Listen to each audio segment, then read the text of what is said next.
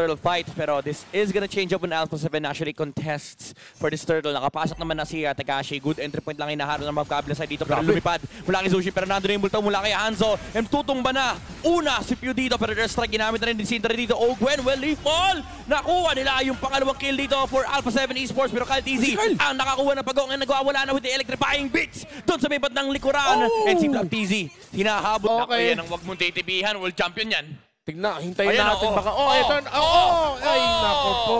Yan, sabi sa inyo, sabi ni Kyle TZ, boss sa amin na, update lang kita, sa MPL Philippines, bawal gawin yan, yung nagre-recall ka. Pero Kingzilla, with the reinforcement, tuto mo ba si Kyle TZ? Inangat! Inangat yung multo! Nagtabog si Ogwen! Nagalit siya! And hindi pa tapos yung laban, nandito nga si Flap TZ at pala na rin si Pew. Nagkabalikan na sila. Crimson Beacon, ginamit na rin Pew para ma-zone lang dito yung... Oy, gumawa na sariling plano.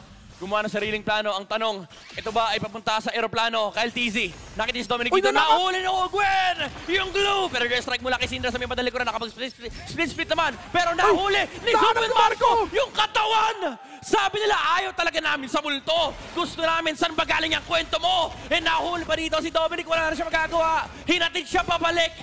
Pero si Super Marco ang locked in na. Few.